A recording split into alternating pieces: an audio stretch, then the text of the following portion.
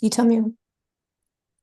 Okay. Hello, everybody. Welcome again to the Transform Your Birth podcast. And I have with me today lovely Tayla, who's going to talk about two of her births, which ultimately ended up in emergency caesareans for very different reasons. And I think it's important that we explore birth under all circumstances because you're all about to walk into the mystery and you just never know what's ahead. And stories like Taylor's today can be really helpful. So, welcome, my darling. Thank you for coming. Thank you for having me. So, Taylor, when you were pregnant with baby number one, how were you feeling about the idea of giving birth? Were you nervous or fearful? And then what sort of prep did you do to help you? Yeah, baby number one, the pregnancy was, gosh, I want to say it was textbook. We got into the birth program at one of the local hospitals. We really didn't have hardly any appointments, and I was feeling really excited. Mhm. I did a lot of hypnotherapy, which I started probably quite early in the pregnancy. So I was listening to that most nights, looking at sort of manifesting the birth that I wanted. We did your amazing course, which really helped. Yeah. Um, and I sort of built up in my mind what I thought this birth was going to look like. Yeah. And then it actually came to the birth and it was very different. Yeah. So tell us about that, Taylor. How did it unfold? Yeah, so we got to about 41 and 4, I think. Mhm. So we did all the things they tell you to do to make the baby come. And I, Yeah. I'm not sure. I think they helped and that they didn't help, but we did the dates, the raspberry leaf tea, the you name it, we tried it. And then the morning of the 17th of August, my son was born. I started to have contractions. So I'd had them, not really Braxton Hicks, but I could feel things were starting to move for a couple of days prior to that. Mhm. And that night, I'd sort of laid awake all night. And the thing with when it's your first baby and that starts to happen is like a few nights before it would happen, I'd get really excited. I Yeah. think I'd like psych myself out and I'd wake up and I'm like, oh, it didn't happen. But this night it continued to progress. At about 4 a.m., I jumped in the bath. That had been the one thing that I'd done throughout the whole pregnancy was just have baths, and I really wanted to have a water birth. Yeah. Um, at about 4 a.m., I jumped in the bath and started to count my contractions on the phone app. And it got to the point where they were coming closer and closer. So I called the midwife and they said to come in. We probably arrived at the hospital about 5 a.m.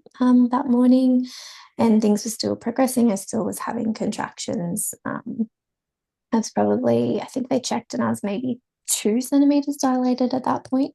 Mhm. And they made well, we made the choice to break my waters because I was so far along. That's actually something when I reflect upon my birth, I wish I didn't do. When Right. they broke the waters, there was meconium, so there was poo in the waters, Right. which meant that sort of that was kind of like the first point of change within that how I envisioned that birth because Mm. I'd manifested a lot in the birth suite and I'd really sort of picture having this beautiful water birth in this big bath. But then we got moved straight away. So as soon as there was meconium in the Right. waters, we had to move Can rooms I into just another room. Oh I'll yeah, just come in there yep. just to explain to people why it's not always a good idea to break waters. Mm-hmm. One of the things we try to do when we can is to just trust the birth process, to let it unfold. And even though on TV you see, waters breaking at the beginning of labour, most of the time it happens at the end when the pressure's at its greatest, when there's, towards the end of the opening of the door and the pressure starts to build up. And what's good about, waters breaking sort of more towards the end of labour is it gives the baby an opportunity to sort of be pressured into that lovely tuck dive position where the crown of the baby's head is presenting. And when that happens, the heads mold really well and they can come through the pelvis and the birth canal a lot easier with a good head presentation. But if we break waters too early, we can predispose babies to having a malpositioned head. So they can come down really suddenly and then maybe their little forehead goes up, or they might put a hand in the way. I've seen many births that were progressing beautifully and then just got complex because of waters breaking or being broken too early. Now, what Taylor's describing is meconium in the waters, which is when the baby poos. Now, it's not common for babies to poo too much before they're born, but it can happen, and it can also be a sign of distress. But one of the other complexities with it is babies can ingest the meconium. And so meconium in the waters can mean absolutely nothing and no risk whatsoever, or it can be quite serious for the baby, particularly when they're born and their ability to breathe, if they've ingested that meconium, can really be impaired. So that's why carers always have to err on the side of um, being cautious about taking meconium in the waters seriously. They always have to be seen to be managing that risk because it can be very serious. So yeah, it brought in a level of complexity then. So what happened? So I actually had quite a significant amount of water as well, but we got wheeled Right. into another room. Yeah. It sort of changed.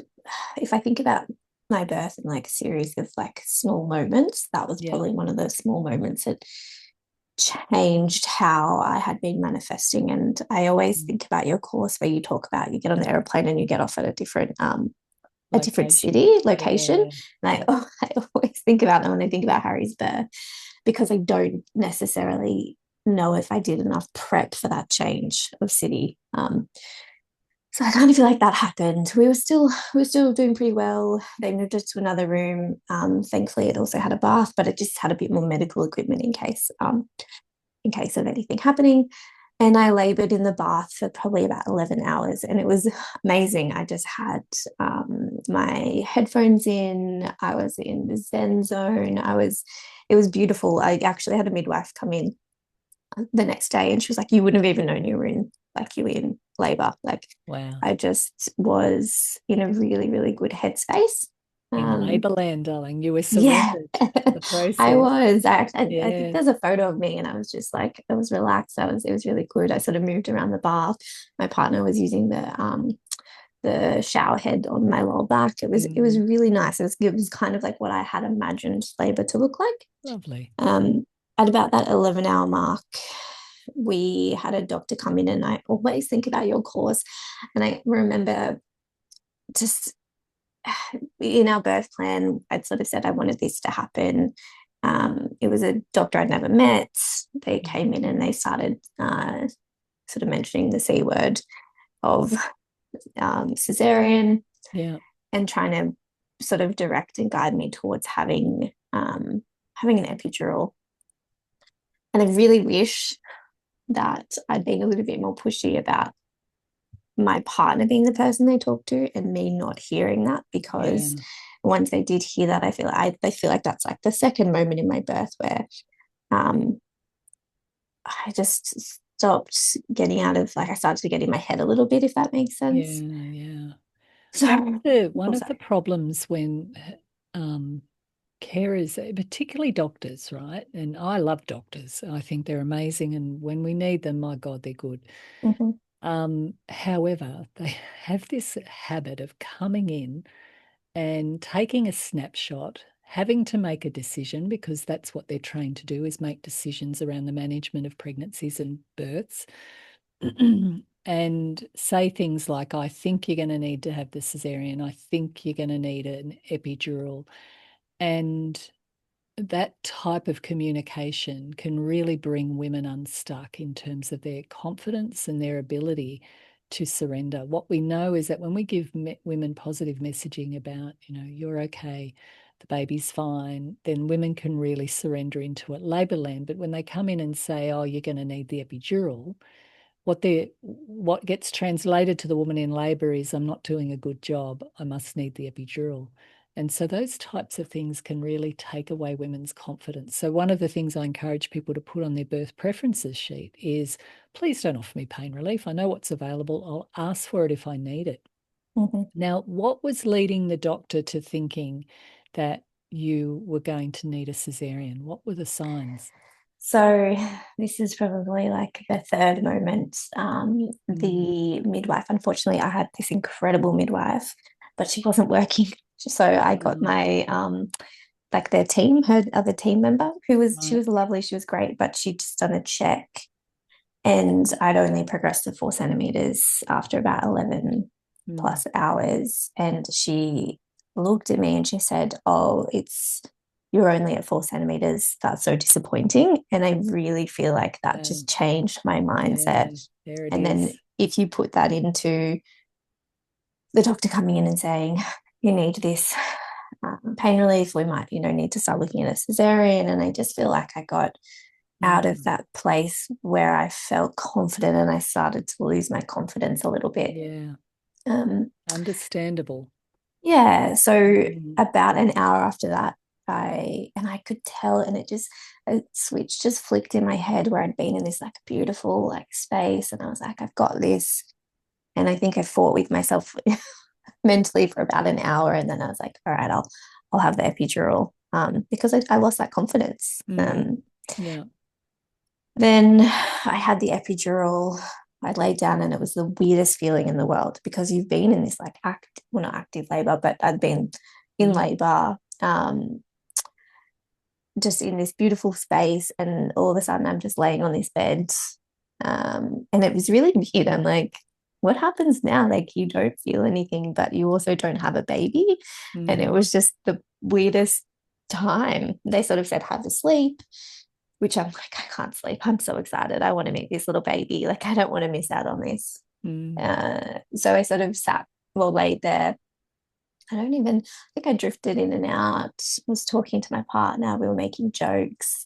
We just kind of waited and it got to about 8 hours after that. And they also, sorry, when they gave me the epidural, they put me on a heap of Syntocin, the synthetic yeah. Syntocin, I think it is. Yeah, epidurals slow labor down, so it often Yeah. does come with synthetic oxytocin to keep pushing that labor ahead. Um, Mm, Then my other midwife, my beautiful original midwife, they changed shifts, and she came in and she had a look and she was like, "We need to do something here. It's been nearly 20 hours. There was meconium in the waters. mm, Um, we have to make a call."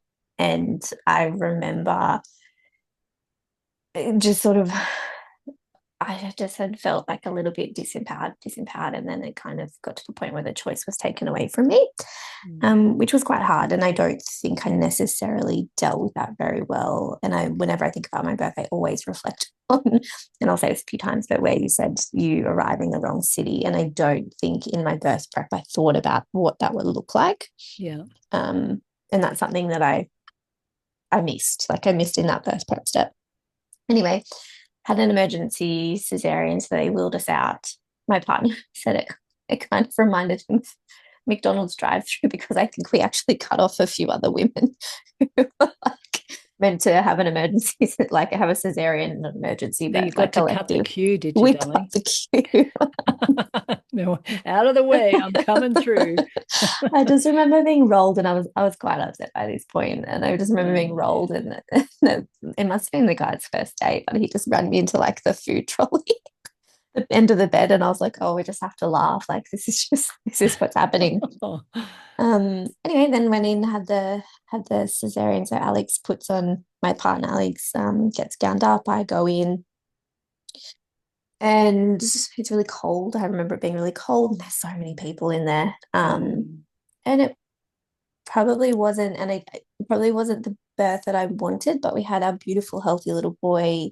yeah. You could see when he came out, he had this big egg on his head because he'd been trying for like 20 hours to like come out. So it Um, sounded like he had a malpositioned head, which was stopping him yeah, from sorry, I opening the forgot to say door. that my uterus started to close again. So basically, Yeah, I got right. to like 4 or 5 centimeters. And then when they checked me at that 20-hour point, it was because I'd had so much Syntocin, everything started Yeah, to swell and like shut again. And I yeah, actually yeah. progressed back to not progress. I went back to like 3 centimeters dilated. Yeah. And that's when So they, that's called an obstructed labor, and when babies' heads are not in those good positions, it means they can't kind of help the doorway open Mhm. and wedge the doorway open. And you did an incredible job, Taylor, of getting through a lot of hours of labor, and for the most part in a good headspace until people got into your head. But Mm. um, and then having an epidural after that and giving it a bit more time was certainly giving you a sense of, okay, this baby wasn't going to come out that way. And it was probably a really appropriate call to have a cesarean um, with the signs that the baby's head was, in a not so good position. It's a Yeah, huge thing to go through. And what was it like when you met him? Were you able to bring yourself into that moment? How was that? it was, I, it was amazing because we'd waited so Mhm. long, but I don't know if I had the reaction that I was expecting to have. Yeah, He, it's hard to explain because you don't feel you've just gone through so much, yeah, and then you're processing that, and they give you a little baby, and you look at them, and you like you love them, you love them, yeah, of but course. it's I don't know, it's just you're processing it, and I think it took me maybe like a couple of days, and I've actually talked to other mums about this, and Mm. sometimes it's okay to you love them and never mean I don't like I love my Yeah, son so much, of but it takes course. a few days to adjust because you've just gone through Yeah, something. that's right. But now you've just given a little baby and you're like, all right, here you go. Like Yeah. keep them I alive. think Good job. I think that's a really important point to pick up on. And I try to do this in my classes as well. When a baby lands, so much of our ability to adjust to that moment of meeting for the first time will depend on the type of birth that we have. And although, having said that, some women can have very complex birth and then be absolutely have a big rush, and some women can have a straightforward, uncomplicated birth and not feel much yet. Yeah. So the point I'm making is this: don't ever, ever judge the way you feel when you meet your baby for the first time, because, well, for starters, don't underestimate it. It's a biological necessity. The survival of that baby depends on you falling in love with it. And so the urge and the biological inclination is very strong, because without that, babies don't survive. But it's not always a big rush when you meet your baby for the first time, and particularly, after a pregnancy, which can seem like it goes on forever, and then birth, which sometimes can feel like it goes on forever, and then they're finally here. Your first response can be, "Oh, thank God that's over," and women can be reeling from the experience that they've just had, and they're not feeling much for a while, and that can go on for days and even weeks. But don't underestimate it. I've watched women who've struggled with their bonding, and yet they still continue to meet the needs of that baby. And then over time, it can be a slow burn, but it does typically happen. It's a very strong biological necessity. So, darling, that was a huge journey that you went through. How were you feeling when you were pregnant with baby number two? And what sort of decisions did you make as a result of that? So baby number two, if you think about baby number one as like textbook, we just skated through, we hardly saw the doctors, we were in the birth program. Yeah, Baby number two was like, I don't know what happened. I was so excited. We were so excited. We were extremely lucky with both boys that we fell pregnant quite quickly, which is like, we're very, very lucky and grateful. yeah, Um, so we sort of decided we'd try for baby number two. It had been 18 months since baby number one was born, and we tried for number two. We felt quite quickly.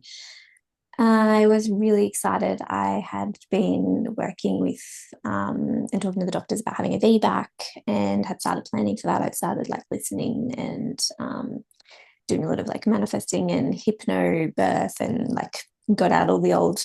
I'm pretty sure I have some of your recordings that I listened to. yeah, uh, beautiful. got out everything, started doing the work. was really excited. I think there was a fundamental step that I missed between the boys, and that was my own personal rehab and making sure that I was strong enough.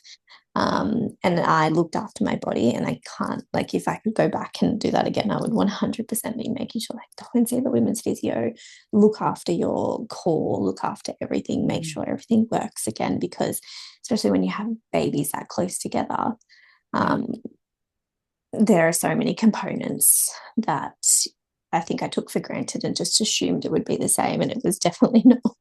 Yeah. Yeah. We got to about, I think this pregnancy, I was very tired. I also had a toddler. I was Mm. very tired. We got to about 5 months pregnant, and I had my son brought RSV home. So I had RSV, which knocked me, and I just got really sick from it. And I started to take like a Ventolin and a Preventer, and I just couldn't understand why. It would have been about a month. And I was like, why am I still so sick? And I can't breathe properly. And you know, when you like, there's a baby and it's all a bit squished and everything feels a bit squished. Yeah. And I woke up one morning and I couldn't feel my hands and my feet. I could not feel my hands and my feet. And I was like, I need to go to the hospital. Like, I've prioritized looking after everyone else, and I kind of forgot to look after myself. Yeah. And it was probably like 5 a.m. And I said to my partner, I'm just going. Like, I don't feel, I just in my heart feel something's wrong. So I went to the Mm. hospital. They nearly let us go home. They gave me more Ventolin. They said, look, it's just the RSV, it needs to just work through. And then this amazing doctor from emergency came in and she's like, I just want to run this one more test before you go. Yeah. And I had it wasn't a CT scan, but it's like the equivalent of a CT scan you can have when you're pregnant. So you still get the radiation flush, but it's a little bit less. Right. It's pregnancy safe, well, pregnancy safe.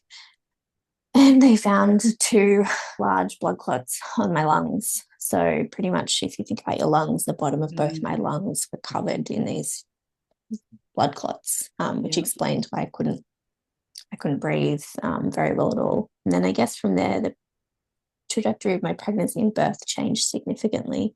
Yeah. Um, Blood clots can be very, very nasty. So they've got to pay a lot of attention to that. So, how did that change the management of your pregnancy? from that point, we stayed within the public system for probably a month. And then Hmm. and this was my personal choice, I decided we had the health insurance to do it as well, to move into the Mm. private, just for that continuity and to know we had one Yeah. obstetrician. I just got a little bit nervous. And look, we've birthed in the public system. It's incredible. It's amazing that it exists within Yeah. Australia. Like, there's nothing, I can't fault it.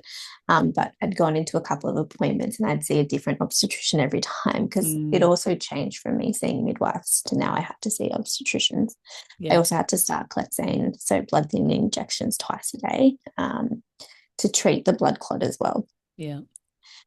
So I moved into private, found a private obstetrician, and really liked them. Um, Continued to have that monitoring. Probably got scans like every fortnight, Hmm. instead of like you normally get your 12-week scan, your 20-week, and then unless you pay for it, you pretty much Yeah. don't get a scan. Um, and had an elective cesarean. So what that means when you're on blood thinners is that you have a window of time where you stop the blood thinners. So it's about Hmm. like, I think it's 24 hours or 12 hours before you have the cesarean, and then you restart the blood thinners as soon as you're approved, because you're also your risk factors increase post major surgery as well Yeah. for blood clots.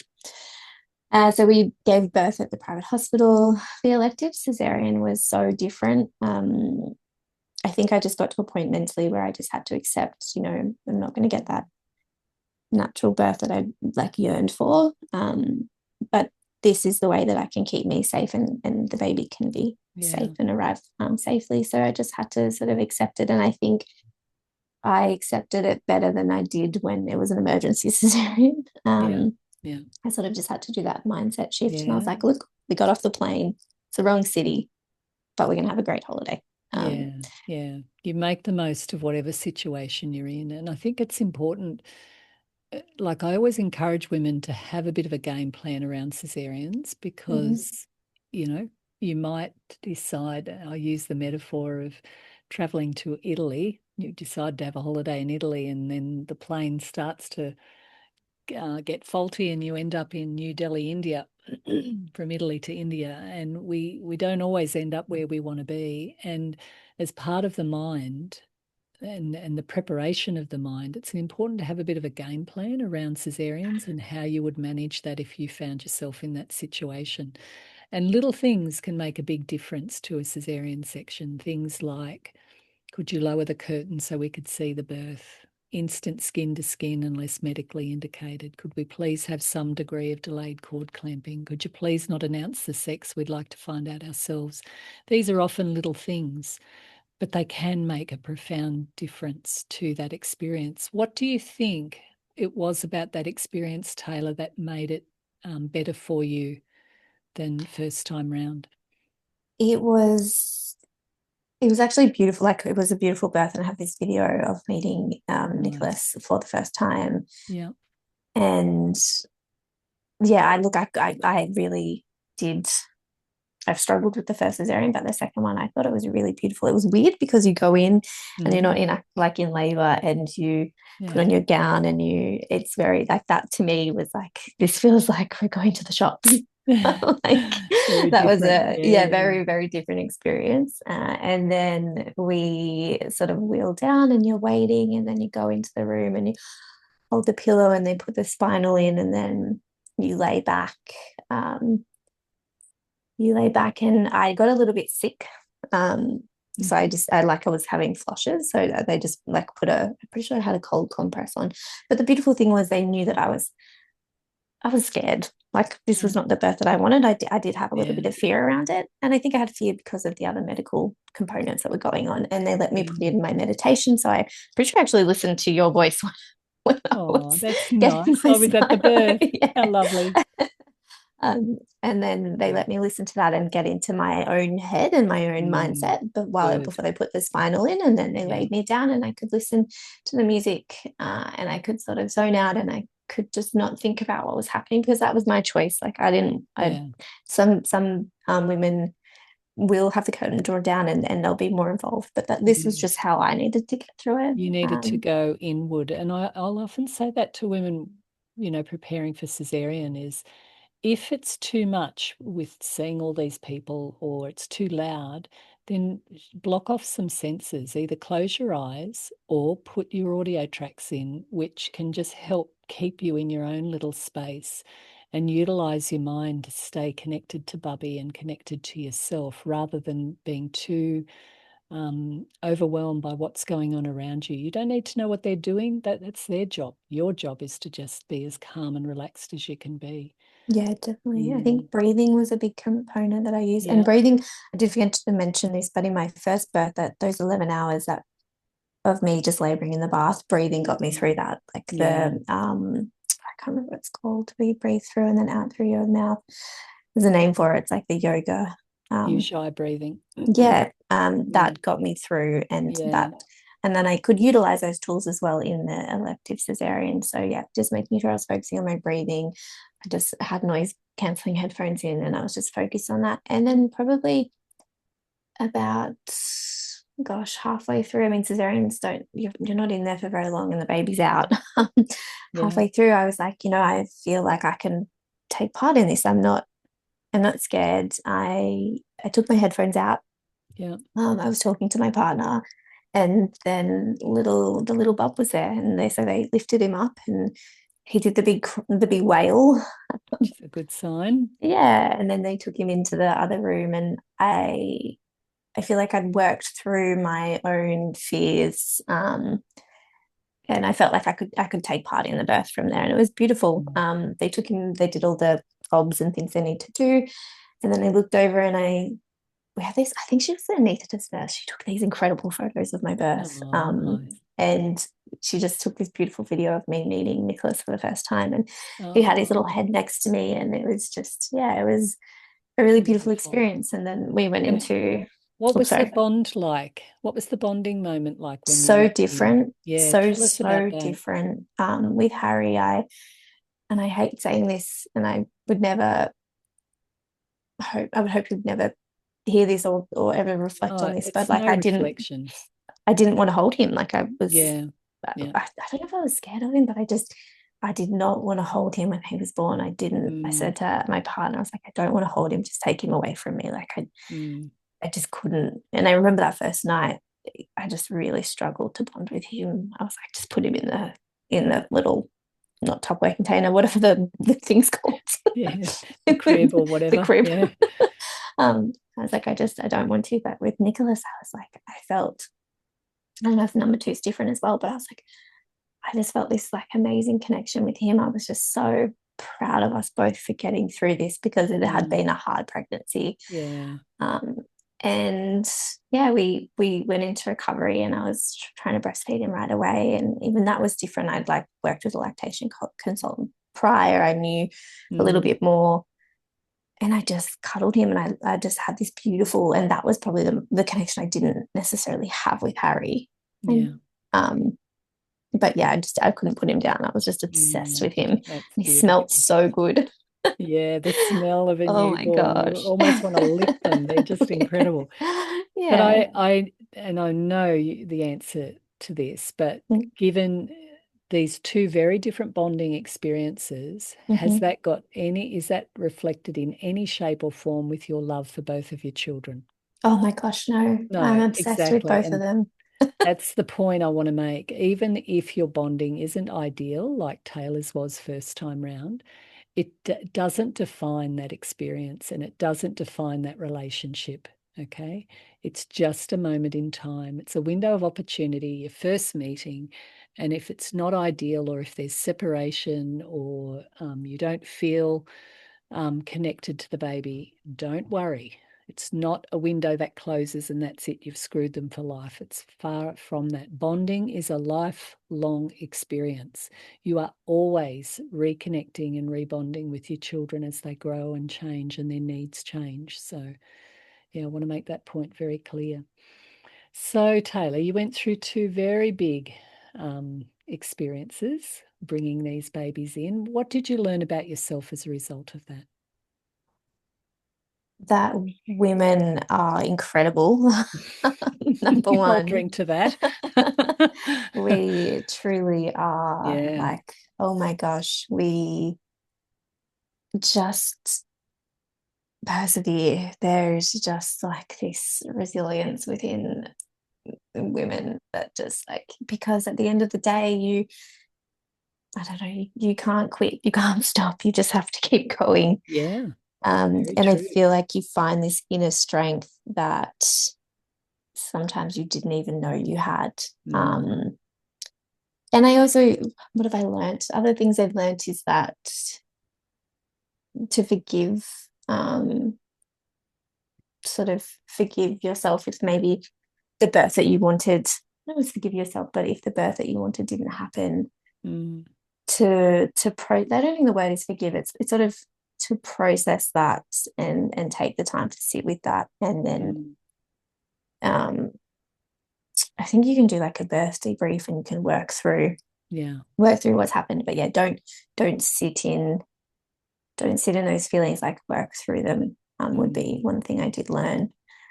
Every birth is different. Gosh, if I look at both my pregnancies, they're like chalk and cheese. mm, Harry was, I mean, yes, they did end in cesarean, but my first son's pregnancy was just, I was so healthy. There was nothing, there was mm. no indicator. And even in my second pregnancy, the doctors kept saying, how did this happen the second time? Because you just had nothing that would indicate this would happen Yeah. from that first pregnancy.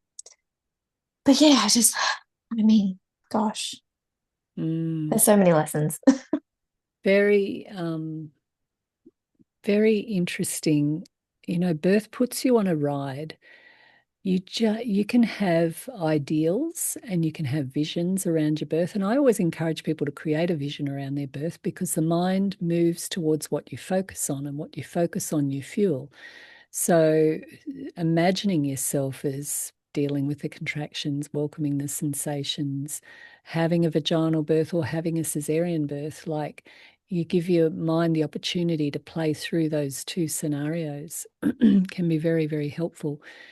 Um, and start to train the mind, not to create a birth that looks like X, but to actually encourage or to train you to respond a certain way to your birth process. That's the power of visioning. But as Taylor's story highlights so beautifully, you can have all the best intentions, you do the right courses, you do the practices, and you can still end up on a path that's very different to what you imagine the birth to be. But no birth is ever in vain. No experience is without opportunities to learn, to grow, to expand, to become wiser, to become bigger. And sometimes it's the process of letting go of control and those ideals that is what we actually need when it comes to parenting. Because I really do believe sets you up for parenting. And the fact that we can't control it is really a bit of a hint that guess what? You can't control your kids. You can manage them, you can encourage them, you can do a lot of things, but they're going to be who they're going to be.